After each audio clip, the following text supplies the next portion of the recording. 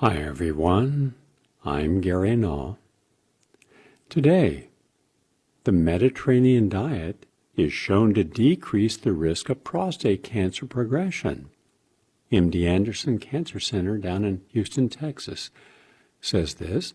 This is good because in a study to examine a Mediterranean diet in relation to prostate cancer progression in men on active surveillance, the researchers found that men with localized prostate cancer who reported a baseline dietary pattern that more or less followed the key principles of a Mediterranean-style diet fared much better over the course of their disease. So, what am I talking about? I'm talking about more fruits and vegetables, ideally locally grown organic, or at least, if not certified organic, which not every one of the small farmers can do, but at least pesticide-free. That's good. More juicing, more legumes, and whole grains. And, of course, Mediterranean diet has fish, but you don't want to ever eat farm-raised fish like tilapia or salmon. Wild fish, and your healthiest fish would be the sardines. Those come from the Mediterranean area or the Atlantic and are healthier to eat. So that is what it consists of. Lots of nuts, too. More beans in the diet. So that can help you. It can both help prevent the prostate cancer, but it helps you if you have it. Also from the University of Michigan, new research on ginger countering certain autoimmune diseases in this laboratory setting. And this was published in the peer-reviewed journal JCI Insight. And what they found was the main bioactive compound of ginger root, what is called 6-gingerol, Gingerol, is extremely therapeutic in countering the mechanisms that fuel certain autoimmune diseases. And specifically, they were looking at things like lupus, a disease which attacks the body's own immune system, and its associated conditions of antiphospholipid syndrome, which causes blood clots, which can cause heart attacks and strokes. So anytime you're able to turn off inflammation, and 6-gingerol prevents neutrophil extracellular trap release, which is triggered by the autoantibodies that these diseases produce. So in just lay language, if you want to help prevent blood clots, if you want to help your immune system, if you want to have a longer life, put ginger into your daily program. Now you can juice fresh ginger, and I'm seeing now for the first time boxes of ginger root already cut up, and all you have to do is just juice it. It's that simple. Or you can also scrape it, peel it, and then thinly slice it and saute it with garlic, onions, and release its nutrient value. So, whatever way you want, get it in. In a few moments, I'm going to talk about how if you have acute cardiovascular disease, which a lot of people do, millions in the United States, why coenzyme Q10 is so important. This is from Juntendo University Hospital in Japan. But also today, I'm going to give you a question now, so you have time to think about an answer. I'd like to hear your response on our Talkback segment. Our Talkback number is 888-874-4888. That's 888-874-4888. And we'll come to that in about 15 minutes. But also we're going to hear from a Dr. David Martin. He is one of the mainstream orthodox doctors. He is not a complementary alternative doctor. And what we're finding are tens of thousands of mainstream scientists and physicians are pushing back. Now, they have never pushed back, to my knowledge, none of these people, on any of the important issues. 5G, which, by the way, there's going to be a demonstration this Wednesday in front of the Pfizer headquarters on 42nd Street, 11 o'clock. But they've never pushed back against synthetic hormone replacement therapy in women, and 10 million American women take it daily, and that can increase the risk of heart attack, stroke, breast cancer, ovarian cancer, colorectal cancer, and dementia. No pushback there. No pushback on the irradiation of our food. I've never seen any of these people at any of the demonstrations For example, when we demonstrated at the state capitol in Albany against the H1N1 being mandatory for physicians and nurses in New York. In fact, when I got up on there on the steps of the Capitol to talk, and we had about 1,400 who all organized and got up there within 24 hours. And we stopped that from becoming a law. But I ask, how many people are nurses or physicians who this would help protect your rights? You wouldn't have to have 4 vaccines that contain 100 micrograms of mercury, which is 1,000 times more than what the government agencies say your body can withstand. Not a single one. None. So kind of interesting that we're out there fighting their fight for them. So in the short of it, I didn't see them fight against DDT, aspartame. I didn't see them fight against any of the environmental disasters or global warming. Didn't see them fight when we were down in Washington, D.C., to get ourselves arrested in front of the South African embassy to fight apartheid. Never saw one. So here's the irony. In my entire 54-year career as a social activist, as a human rights activist, as a health activist, environmental activist, I've never seen one of these people. Now suddenly we see a tsunami of orthodox, mainstream, play-by-the-book scientists and physicians who have found their outrage. Good for them. Because it's on COVID and the lies, manipulation, everything COVID. Better still. So it's not we from the alternative movement who are fighting, they are. So you're going to hear from one of them. And then you're going to hear from a journalist, a highly respected journalist, on a program, network WION, W-I-O-N. They gave a voice, a challenging voice, by the way. They were right on it.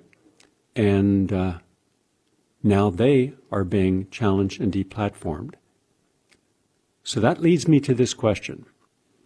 So listen carefully. I hope that I explain it so that you see the full ramifications. I will not be giving my opinion. I will provide a forum for you to share yours.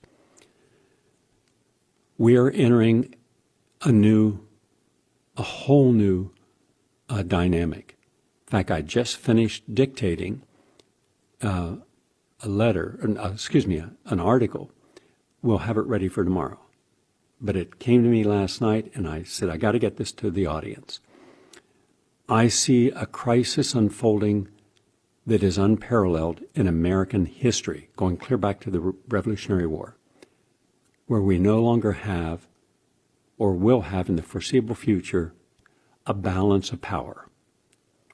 Now, many of you have heard me in lectures speak about the phenomena of what causes disease, both physically or anything within our belief systems at the behavioral level or any outcomes emotionally. It is a lack of balance. Let me give you an example. What if every day, all day, from the time you were a child and now you're 30 years old, you were told, eat your French fries, eat your donuts, glazed donuts, drink all the soda you can, double up on your hamburgers and grilled cheese and pizzas. And don't forget, every day you've got to have your calcium, but you must take that calcium in the form of ice cream. Okay. Now you have all these diseases. You have diabetes, you're obese. You were never once allowed to hear that there was a different point of view. And so everything you're doing, you think is normal. And every disease that everybody has, because everybody would be completely diseased, they can understand it. It's just normal. You're 30 years and you're at the end of your lifespan, and that's normal. You lived a good life. You lived 30 years, most of it on a couch because you were too heavy to get up and you didn't have the energy because you were also taught, don't trust the sun. Don't go out in the sun. Don't exercise. So everything that would have been good for you, you were excluded from knowing because you only had one authority, and that authority was absolute. In fact, if anyone else dared to offer you an opinion that changed your mind, that person was considered domestic terrorist, enemy of the state. They're not one of the happy faces that you should see. Our happy scientists, our doctors, our dietitians, our authority figures, they're all loved. You see them on CNN. You see them on Rachel Maddow. And only honest people who have your interest ever appear on Rachel Maddow. And you think, yeah, that makes sense. So you're living as if you were a highly indoctrinated cult member. That's exactly what is about to happen in the United States. Why? I don't care whether it's Republicans in the White House or Democrats. I don't care. That's irrelevant. It's really meaningless. It is the people who control all of it. So now you will not have any counterbalance to power. That's one of the ways that the government was set, so that one institution would help counterbalance the excesses of another. And they could argue it out, debate it out, and then see what came out of that.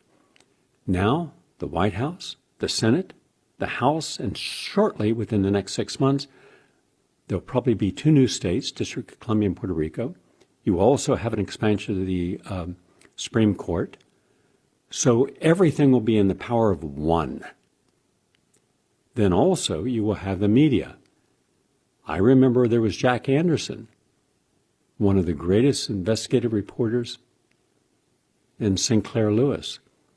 You've had throughout history some wonderful minds, and they challenged the status quo. They were part of the Fourth Estate, which is an unbiased, objective media who stands between corporate propagandizing or malfeasance and government representing special interest and lobbyist and corporate interest, and not you, and they would expose this. Now, virtually all of major media is corporatized and weaponized. So they can attack you even if you're innocent. Look at Wikipedia. Look at how they attack innocent people and make lies about them and then don't allow any change. Look at the platforms where you're deplatformed. If you want to mention and prove that you have science, real facts, real truth on your side that would offer some challenge to something that we are being told to believe and trust in completely, you're deplatformed. Then you're shamed. Then all these sock puppets and gaslighting occur against your career. So we have no objectivity. We have no balance that is able to challenge in the larger arena as a counterbalance. So we're out of balance. So once again, what do you think happens when all you do is hear one side of a story and your side is truth, but everybody else who has an opinion are just nut jobs? You're not to trust them. They're dangerous. And then you have the corporate interests that are in complete alignment. You're looking at Yemen and saying, Yemen's a basket case. It has got millions of people starving, children starving, human rights violations in the United States, which means the United States' officials, which means those you elected and those who are non-elected, the bureaucrats, the technocrats, and the politicians are all complicit, which means we who do not speak up are complicit. So where's the counterbalance? You have no counterbalance. Zero. You have over 400,000 minimally contractors who work for the Defense Department establishment, and so war is good. Killing is better. Drones, and just ask Obama, ask Joe Biden, ask Hillary Clinton. Hey, want to take a vacation to Yemen? No, you created it. Supporting Saudi Arabia, you gave them the jets, you gave them the technology, and you're actually involved in making sure that medical supplies and food do not get in with your embargoes and your blockades. But if you don't want to go to Yemen for vacation, then why don't we have a vacation over to Libya? That was the Paris of Africa. Clean, healthy, prosperous people. No, they destroyed that. So we're incapable, and have been incapable for the last 70 years, of stopping, killing, and destroying. Well, where's the counterbalance? Ralph Nader was a counterbalance. Now, Ralph is alive, but he's been deplatformed everywhere. His voice stilled. Who stilled his voice? Could you imagine what the world would be like if he was made president? And he could have been. But we don't want the people who have the real solutions. So we have no balance. So we will continue with wars, militarization here in this country, more asset forfeiture, more loss of freedom of speech. Everything you value today, watch in 6 months how much of it's gone. And then you'll say, how did that happen? It happened because you weren't paying attention. Unless you are paying attention, in which case then show it. So we are about to have no balance in anything. Corporatization, commercialization, and then through the government and big tech, weaponization of everything. And it's not about being a Democrat or Republican. It's about looking at what was supposed to serve the people, the government, and now we are its servants. 888-874 for 888. That's the number I'd like you to call. I am hopeful that we have enough people in this audience who have opinions on this, and share your opinions. Also, let me mention that a lot of people listen to this program, the vast majority, on the archives. Write this number down so you can always call anywhere in North America, including Canada, and you can download a show. Our archive number is 641-793-9592, 641-793-9592, or listen live, 774-337-6033, 774-337-6033. Now, just a few more things on a health issue, and that involves if you have different types of heart disease. And this study from Juntendo University Hospital in Japan shows that, and this was published in Heart and Vessels, that you better have your coenzyme Q10 every day, because if you're deficient, quote, it can increase long-term mortality risk and lower levels of coenzyme Q10. So when you don't have enough, you're greater risk of dying. It's that simple. A minimum of 100 milligrams a day, and depending upon your condition and your advice you're receiving, it could go much higher. Also, from Rush University Medical Center, there's a link between opiate medication and pancreatic cancer, and it's not a good situation. According to this latest research, they have found that opiate use can increase your risk of developing pancreatic cancer, one of the two worst cancers you can get and one of the worst to overcome. Now, I know a lot of people are taking opiate medication for good reason, for seizures, brain cancers, lung cancers, but just understand that you should be on it for short periods of time and be monitored, but you should also be taking substantial amounts of anti-inflammatory nutrients like quercetin, vitamin E, vitamin C, to help grab those free radicals that are created by the opiates. Because if not, then, quote, according to this study, opiate use as a potential risk factor for pancreatic cancer in the United States, it shows evidence that opiate use may be an unintended risk factor contributing to the increasing incidence of pancreatic cancer, which is not a small deal. In fact, opiate misuse and overdose have evolved into a public health crisis. 70,000 drug overdose deaths in just 1 year. 70,000. 68% of those involved opiates. And you can thank Big Pharma for that. And yet nobody will challenge Big Pharma. Nobody in government, nobody at the Justice Department, nobody will be challenged.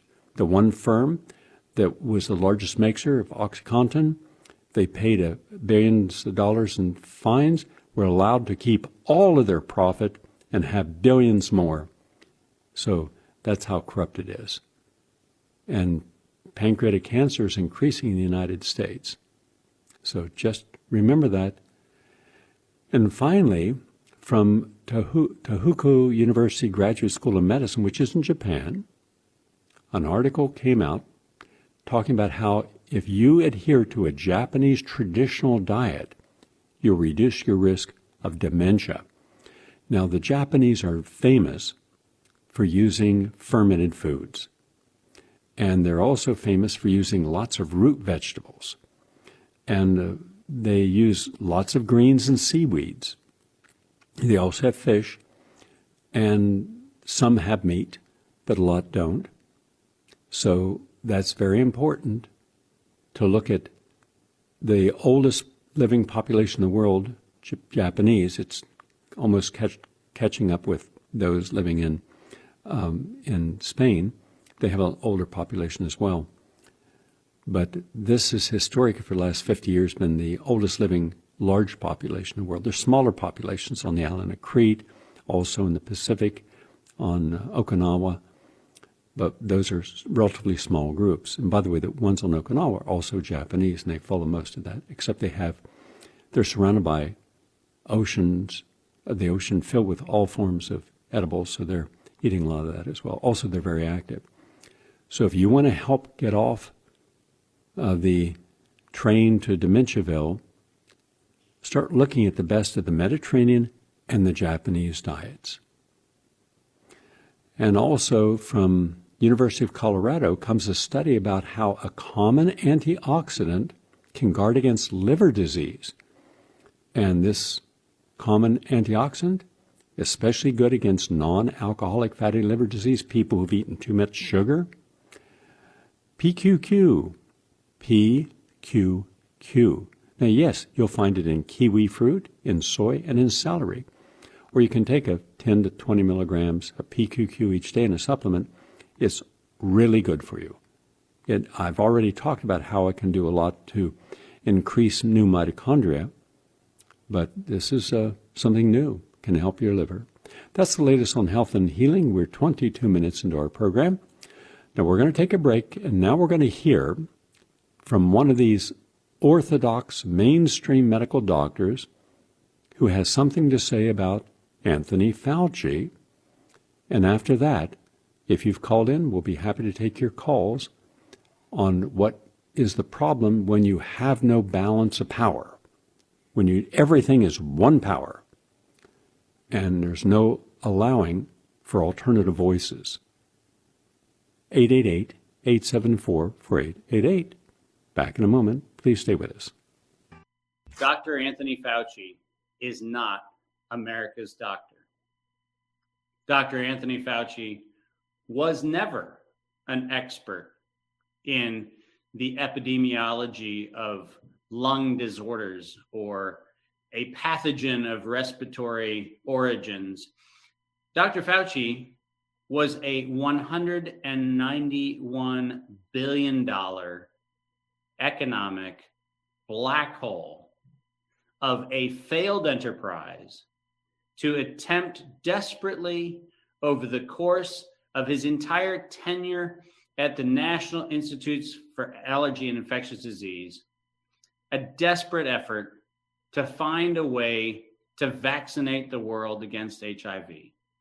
And $191 billion later, Dr. Anthony Fauci failed. He's not America's doctor. He's actually a puppet. And he is a stooge for a much darker story of the hijacking of America and the world's definition of health.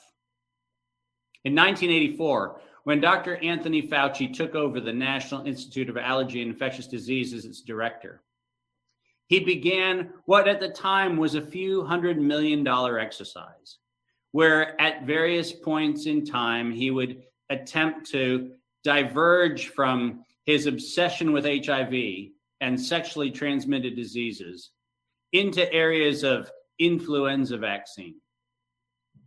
In his own words, in his annual reports, which are a matter of the congressional record and the public record, Dr. Anthony Fauci was seeking an elusive effort to find a way to, and I'm quoting, imprint on infants a universal influenza vaccine, something that would be a wonder drug that would allow a manipulated form of infant humanity to be imprinted with a vaccine that would carry with it his definition of what health was, his definition of what life was. The public record of Anthony Fauci is one that says that it was all about AIDS and influenza. It was all about shoveling $191 billion of United States budget into the hands of his market-selected, preferential loyalists in industry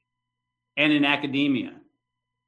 But there's another side of Anthony Fauci that seems to suggest that maybe there was something else going on. Maybe the HIV and influenza thing was a cover for something more insidious, because in 1999, he funded the chimeric and recombinant research that took coronavirus from rabbit cardiomyopathy. And you heard me correctly, the little fluffy bunnies. Cardiomyopathy. To first introduce the amplification of spike proteins on coronavirus, to start developing ways in which they would be more attractable into lung tissue, amplifying the S1 spike protein and the ACE2 receptor.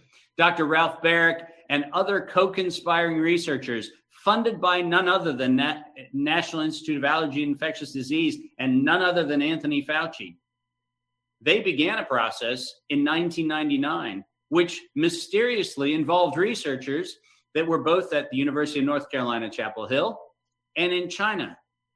The two locations that mysteriously also seemed to be the place where SARS, just a few years later, had its first outbreak. Dr. Fauci lamented, along with Dr. Ralph Baric and others, that the public wasn't interested in SARS enough to justify funding, but that didn't stop them. And in 2003, after the CDC illegally patented the genome of the SARS coronavirus isolated from humans, which, by the way, fact checkers routinely say is not the case, despite the fact that the patent on the genome itself includes all nucleic acid sequences associated with the sudden acute respiratory syndrome. In other words, it is impossible to have a SARS virus and not be subsumed within the CDC's patented definition of what the coronavirus that they patented really was. But that hasn't stopped anyone, because in 2005, it became very evident that this wonderful virus could actually be manipulated and amplified in ways that could harm humanity. And beginning in 2005, an allocation of approximately $1.7 billion per year was funneled through the hands of none other than Dr. Anthony Fauci for projects that actually were not competitive grants. They were not competitively bid. These were appropriations. These were market allocations, another criminal violation of the Sherman and the Clayton Act of the United States. Antitrust violations of interlocking directorates, antitrust violations of market allocations, antitrust violations of price fixing, antitrust allegations of the setting of non-competitive pricing, both for research and for the drugs that were developed and the research tools that were developed from this illegal activity, all of them managed by Dr. Anthony Fauci. Dr. Anthony Fauci is not America's doctor, any more than Al Capone was America's banker. He, in fact, was and remains an individual who has a list of crimes, and I mean that in the literal sense of the word, list of crimes that would actually make Al Capone blush. Would he have had 25% of the $748 billion that has been granted to the NIH during his tenure? Would he have had the nearly $200 billion of disclosed funding? Al Capone could have done some real damage, but he was no Anthony Fauci. And Anthony Fauci had the audacity, against the backdrop of everything we've lived through over the last 4 years, of the craziness of allegations of people lying to Congress and lying to the public and doing all sorts of malfeasance, Anthony Fauci had the audacity in October of 2020 to lie to Congress again. How? Well, Congress was starting to ask questions. Where did all of that $748 billion of money go that went into the National Institutes of Health? To say nothing of the black projects and the special access programs that we've been able to uncover that have Dr. Fauci and Dr. Fauci's foreign parties also identified. That money, we have no idea what its scale is, but what we do know is that in October of 2020, when Congress asked the hard question, what's become of all this money? The answer was a lie. In the 21 patents listed by the Department of Health and Human Services GAO report to Congress, only 8 of the 21 legally comply with the Bayh-Dole Act of 1980, in which investigators who receive federal funds have to disclose the nature of those funds, and they have to disclose the U.S. government's interests in the resulting intellectual property and technology. 8 of the 21 disclosed actually have a compliant disclosure within the patent filing. 13 fail to disclose in violation of U.S. law, fail to disclose the U.S. government's interest. And that only leads to a few $1 billion a year of lost revenue for that little oversight. But let's take a look a little deeper, because it turns out that there are 40 patents associated with drugs that currently are actually grossing in the market, according to Medicare and Medicaid statistics, respectively $2.3 billion a year, $456 million a year, $500 million or more per year. These drugs that are actually in the market derived from 40, you heard me correctly, undisclosed patents that were never mentioned in the GAO report to Congress, never mentioned in any disclosure of any financial performance or any financial benefit flowing back to NIAID. 40 patents generating somewhere in the neighborhood of $3 to $5 billion per year, many of them for now over a decade, never once disclosed to Congress. Now, maybe that's an oversight. Maybe Dr. Anthony Fauci is, in addition to not being America's doctor and being a failed researcher in HIV vaccines and his failed aspirations to go after the infant imprint on a universal influenza vaccine, in addition to all of his other epic failures, maybe he's a bad manager. Maybe he doesn't know how to keep track of billions and billions of dollars of research. And I guess when you've been handed $191 billion and you've squandered all of it, maybe we shouldn't be surprised at a few billion missing here and a few billion missing there. Or should we be concerned? Well, the answer is that when the media of the United States, when public health authorities, when governors, when heads of state around the world are relying on an individual who has habitually lied since 1984, who has habitually hidden evidence, who has habitually made repeated statements that are false and misleading, when you have that individual sitting at the helm of an organization charged with protecting and safeguarding the health of humanity, it's helpful to realize that Dr. Anthony Fauci is not a crusader for humanity. He's a crusader for a very dark story, where he has appropriated the work of the National Science Foundation, not only not NIH, not only not Department of Health and Human Services, he's appropriated the work of the National Science Foundation to actually come up with a way to regenerate life on Earth. Now, last time I checked, we have life. We have it, and it's working. So one has to ask the question, why would Dr. Anthony Fauci lean on a company called Moderna, a company that was started in 2010 by an escapee from one of those National Science Foundation grants, a National Science Foundation grant that had the following title: Darwinian Chemical Systems. The National Science Foundation grant that was charged with figuring out how to start living systems from scratch. Don't take my word for it, take theirs. Their goal: to enable RNA to form in protocells without a primer template strand. Dr. Anthony Fauci is not just not Dr. Jekyll, not just not Mr. Hyde. Dr. Anthony Fauci is the front man for a view that says that we, the people, are expendable in the pursuit of the self-interest of the moneyed elite and the moneyed few.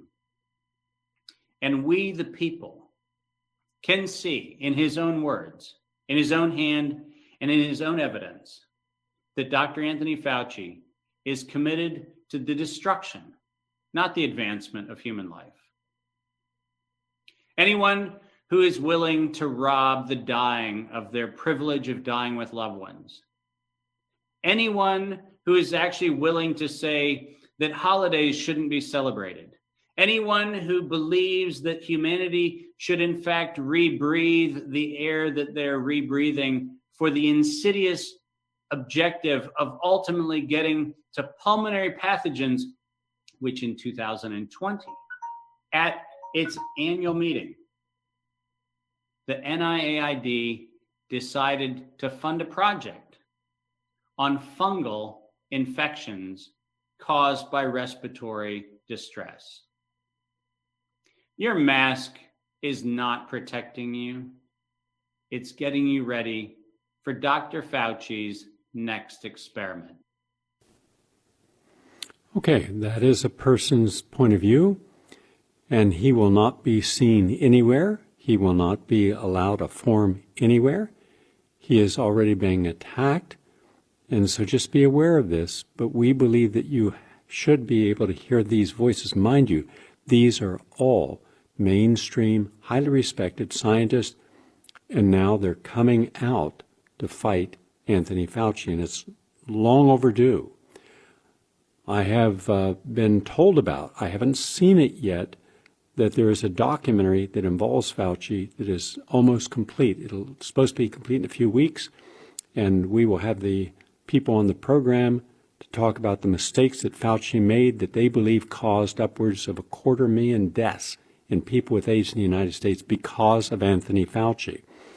And I've already been on the phone speaking with one of the people who was interviewed for the film, who I happen to have known 30 years ago when she came into my office. Her name's Lynn Gannett, and she set on my desk a stack of about 14 inches of paper, and I said, "What's this?" He said, "Well, take a look at it." So I started to go through it, and it became clear that these were letters from her to the FDA. She was one of the supervisors of the AZT trial. She said it was all fraud. The whole trial was a fraud from beginning to end, and then she has all these details of the doctors and nurses who were seeing people get sick and die, and yet they were not being recorded as AZT disqualification points. So Fauci was the one who promoted AZT and never allowed any natural non-toxic therapy to be funded or even discussed at all. So that's what's coming. And this is the man who heads the most powerful scientist in the world, and he is just worshipped like he's a living God? No. This is what happens when you don't have balance to give input. And by the way, I just got an email from Mitch Cohen, thank you, Mitch, saying that the rally for this Wednesday has been postponed. So when there is going to be a rally, we'll certainly let you know so that you can attend these and voice your concerns against the manufacture of these vaccines. Let's go to one of the callers who's just called in, Monica from Long Island. Hi, Monica. Your turn. Hi, Gary. I want to thank you so much, Gary, for all the work that you do. It's truly something beyond value. Thank you so much for all your reporting and keeping us informed. I do have a quick question for you. In terms of balance of power, I think that things are pretty bad when the media just plays one side of things, and that's in the way the balance of power is, I guess, kept, in such a way that people really don't know the truth and don't have the tools to figure it out. I just had a quick question. I'll take my question off the air, but was wondering if there are any countries in the world that you might recommend for those of us who want to relocate. Thank you so much, Gary. All right. I appreciate your response. I would like it fleshed out more by example. So if you would like to continue on that, I'll be happy to hear what you have to say. And for others, please give us a call at 888-874. Let's see, it's 888-874-4888. If you see, as I see, what we have never had before, where everyone in power is sharing the same ideology for different reasons, but there's no counterbalance. There's no voice in the mainstream or voice in the government or voice in corporate America who is saying, hold on a second, this is all wrong. So what do you think the outcome is going to be?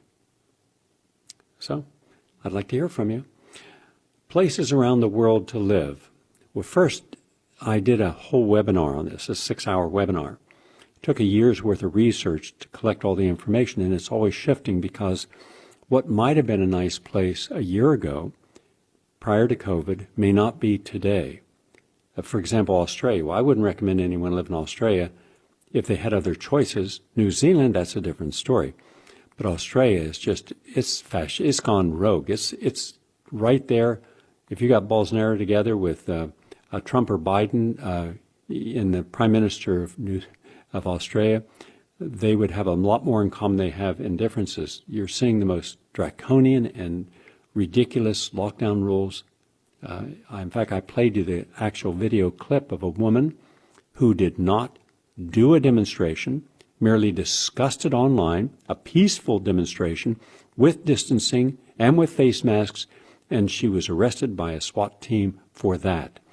And she was pregnant at the time. That didn't make a difference. These kind of bullies down there are just like our cops that have thrown her right on the floor. They don't give a about you. You got to understand that. When the police come, you think, well, they're going to be good cops. They're going to say, no, I can't do this. This is the wrong arrest. Yeah. And let me show you countries that also had supposedly good cops. Let's start with the Stasi government in East Germany. Well, how about the West German government? And how about the Italian police? At least those are not controlled by organized crime. So you better look at everything into a country before you go there. You better look, is it sustainable? Does it have good water? Is it in a zone that is not going to be able to live because you're going to have drought? And drought killed billions of animals last year. And they're running out of water in Australia. I'm just giving that as an example, but they also have run out of freedom of choice. In fact, a person wanted to talk about vaccines, who was pro-vaccine, who was a medical doctor, board certified in her field, spent 20,000 hours studying vaccines. She was not even allowed in the country, let alone to talk. So we are at that place where governments no longer have to adhere to a balance of power. It's all power. That's pure authoritarianism. Want to see how that comes out? Why don't you go back to 1922 and look at the black shirts in Mussolini? Or how about 1932 in Nazi Germany? And every year thereafter, including 1936, the Night of the Long Knives. It gets really bad. While good citizens do nothing, those who have absolute power, and right now in the United States, there are journalists who have absolute power. For example, did you see any of the journalists at the New York Times even mention that there are 10,000 plus studies against the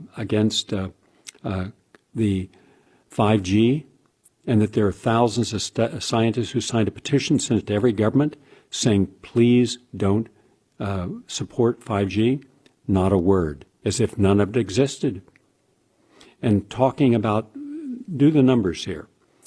using the government's own figures, you have over 2.2 million adverse reactions, including thousands of deaths of people taking vaccine. They were all pro-vaccine, parents pro-vaccine. In fact, everybody was pro-vaccine. Now, then I had on the program, and I interviewed him years ago, the MD, PhD, who was the head of the FDA. I asked him, and I asked all the others that I had interviewed on this, what is the percentage of people that actually report an adverse reaction? Because for decades it was voluntary, not mandatory. And they said at its best around 10%, at its worst around 1 to 2%. That means that of every 100 children or adults who have an adverse reaction, only 1 to 2 in the worst case, or 10 in the best case, report it. So an actual number of adverse reactions is what? Well, you're dealing with percentages of difference, which would mean you have tens of millions of adverse reactions. But then add in the parents of those people. And now you're up to almost 40 million people. That's a sizable amount of people. If you actually had to be honest and give the actual statistics of how many people have been adversely affected, you're dealing with numbers that are unheard of in the United States. But they control the numbers, just like they control the number of officially unemployed, excluding anyone who can't find a job or stop looking, or who has run out of their unemployment benefits. And suddenly, or you're working 1 hour a week, you're still, employed. You're working 1 hour a week. So they played the game of numbers. So understand that you cannot accept what is someone telling you, and you better look carefully at any country you're going to see, is there a balance of power? Are you allowed to speak out? Are you allowed to demonstrate? Are you allowed to peacefully demonstrate, which most people do peacefully demonstrate? The answer is no. Spain, forget about it. And the countries that are still sustainable, that do offer some freedoms, Ireland is one, though even that is being challenged, but they have a very strong pro-free speech, pro-independent thought movement there, and I have confidence that the Irish people will fight back. Scotland also. Great Britain, forget about it. You might as well be in a hellhole. They've got the dumbest members, the most corrupt members of their government and the media. The BBC is completely complicit and in the pocket, and that's been going on for a long time.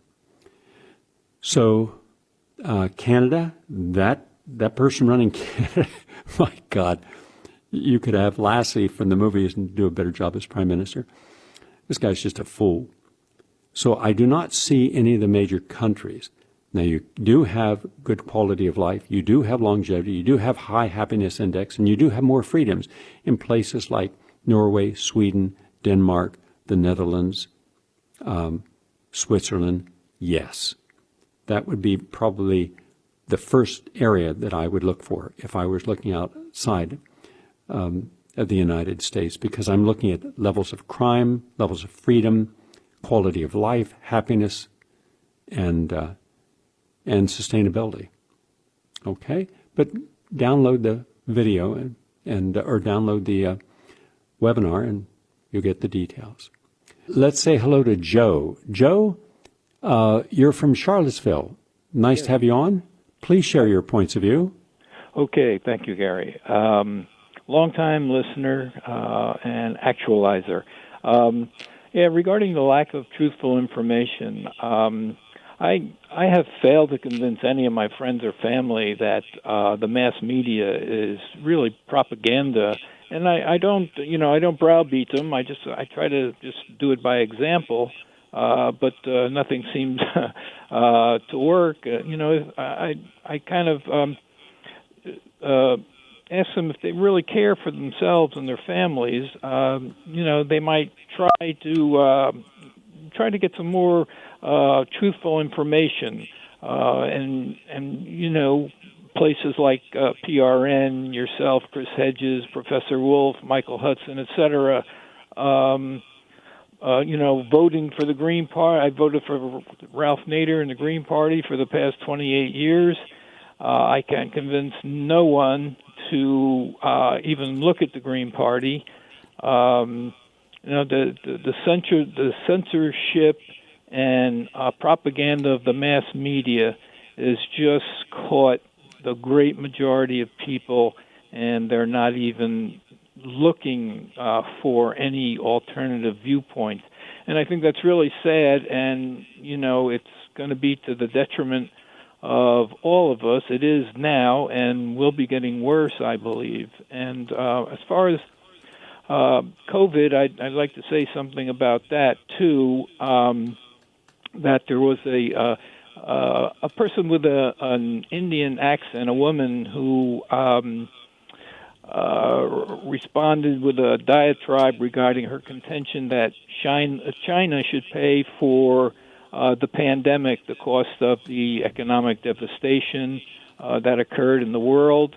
And several things I'd like to correct from her erroneous allegations. I believe she's obviously seems to be biased against China, and biases are signs of ignorance and lead to denial of truth. There are thousands of physicians and scientists who do not regard COVID-19 as a pandemic, and it did not cause the economic recession or possible depression to come. Those difficulties were well underway before the virus occurred, as they occur every 7 to 10 years in capitalism. And the world, the 2007-8 recession was really largely overcome because of the Chinese economic strategies as well. Okay, let's go through with a few of your comments here. First, I believe that she was accurate in this respect. If you support China, and most people do, then do you support their conquest of Tibet, the destruction of 50,000 monasteries, the killing of people who were high up in the regime who did not flee with the Dalai Lama into India? And now it has been completely transformed. They've brought in one of the largest sects of the Chinese culture to repopulate the area based upon the Chinese notion of its rewriting its history. And the people who have been doing the hard work have been the Uyghurs. And do you support the detainment and putting into these cattle cars, for want of a better word, and transporting them to detention camps where if they do work, it must be for free, and they're not allowed to leave, and it's only if the Chinese determine that they are re-educated enough that they're allowed to reincorporate into society, but they're tracked and everything about them is monitored. By any notion of humanity, that would be considered an atrocious human rights violation, and we're talking about millions. Do you also think that it was wrong of China to engage in profiteering by attacking over 100 million of the meditative group, and whether you believe in their view of a Messiah in their midst or not, the Wuhan Center, the peaceful demonstrators were taken into military hospitals and kept there, and their organs were taken out and sold. And that's why it might take you a year to get onto a list to get a heart or kidney or liver in the United States for transplant. There you might have to wait 1 day because they had an unlimited supply in the people they were holding. And then when the person finally had their heart taken out and died, then they would be incinerated and nothing would be told to the family. And we're talking about millions of people who are victimized. And also the ways that they are dealing with people with their trans efforts by the new Silk Road, both on sea. Look at the countries that they're giving lots of money to, but look at the terms under which those countries can have their natural resources confiscated or taken over by the Chinese. And also with all these deals, the Chinese are moving population groups into Africa to work and maintain and oversee all the projects. It may certainly benefit to some degree the independent countries, but the Chinese are not without enormous amount of an incapacity for appreciating human life, as they haven't appreciated any freedoms of their own citizens. And there are no freedoms. You don't have the freedom of speech, you don't have freedom of assembly, you don't have freedom of worship in China. You do exactly what the government wants, or look at Hong Kong and look at the young idealists who wanted to challenge. They were brutalized, arrested, and now you can go to jail and spend decades there.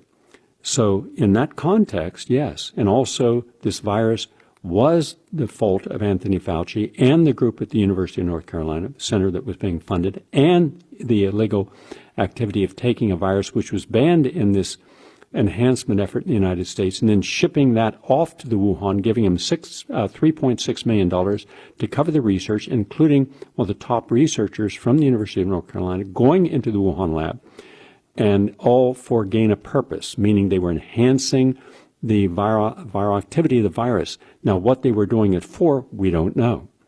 And how it got out of the lab, we don't know.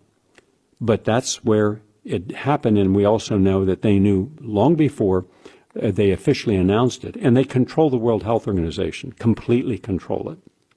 So anytime someone is making a legitimate challenge against who should be responsible, I believe that China should be responsible, and Anthony Fauci should also be responsible, and therefore the National Institute of Allergy and Infectious Disease should be responsible. The people at the university, anybody at all in the chain of command at 3 different research institutions, one in Canada, one in Chicago, one in North Carolina, those institutions should also be held accountable as well. And to do this, you would have to have an independent, non-media, non-corporate group of scientists who would look for the truth, forensically put it together, and then say, here is the best evidence we have of who is responsible for this. That will never happen because there is no balance of power. I appreciate you giving us your thoughts, though. Thank you very much.